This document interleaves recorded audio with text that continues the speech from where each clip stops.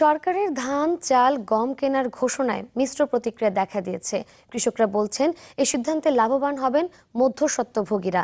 কৃষি আন্দোলনের নেতাদের মতে সরকারের এই সিদ্ধান্ত সময়োপযোগী ও প্রশংসনীয়, তবে বেশিরভাগ ক্ষেত্রেই শেষ পর্যন্ত ব্যবস্থাপনা ঠিক থাকে না বলে অভিযোগ তাদের।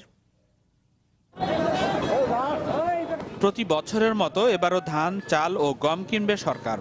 এই সিদ্ধান্তে সাধারণ কৃষকের মাঝে দেখা দিয়েছে মিশ্র প্রতিক্রিয়া। কৃষকরা বলছেন সরকার যে পদ্ধতিতে ধান চাল কেনে তাতে বেশি লাভ গোনে মধ্যস্বত্বভোগীরা। অনেকেই প্রভাবশালীদের সিন্ডিকেটে অসহায়ত্ব প্রকাশ করেন। জানান এতে অনেক সময় সরকার নির্ধারিত দামের চেয়ে তারা কম দামে বেচতে বাধ্য হন। সরকারের কাছে আমরা আগে লাভ দেন, ধানটা যেন আমার চাষির কাছ থেকে আমাদের কাছে ক্রয় করে, তাহলে আমরা একটু লাভবান হব। সরকারি গোদামে রেট দেয় 25 টাকা কেজি বা 35 টাকা 40 টাকা কেজি, আমরা পাই না।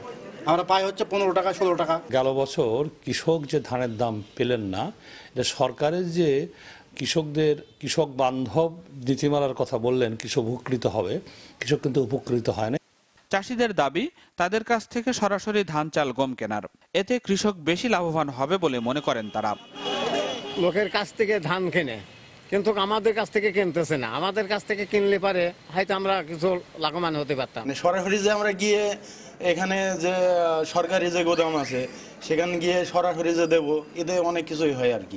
তবে দাম নিয়ে সন্তুষ্টি জানিয়েছেন মিলাররা। বলছেন অন্যান্য বারের তুলনায় এবারের দর ভালো।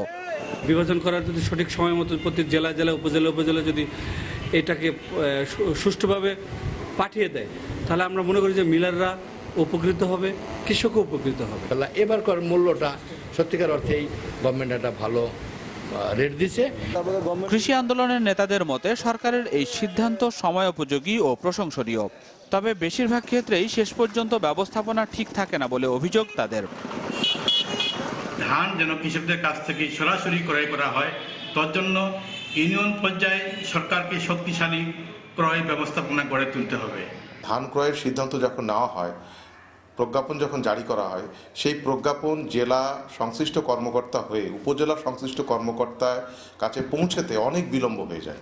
তো এগুলি যদি বন্ধ করা না যায়, তাহলে কোনোদিন সরকারি ক্রয়ের এই যে নীতিগত সিদ্ধান্ত, এটা কৃষকের জন্য সুফল বয়ে আনবে না। এবছর 15 লাখ টন খাদ্য সংগ্রহের লক্ষ্যমাত্রা নির্ধারণ করেছে সরকার। নাজমুস সাকিব, চ্যানেল 24।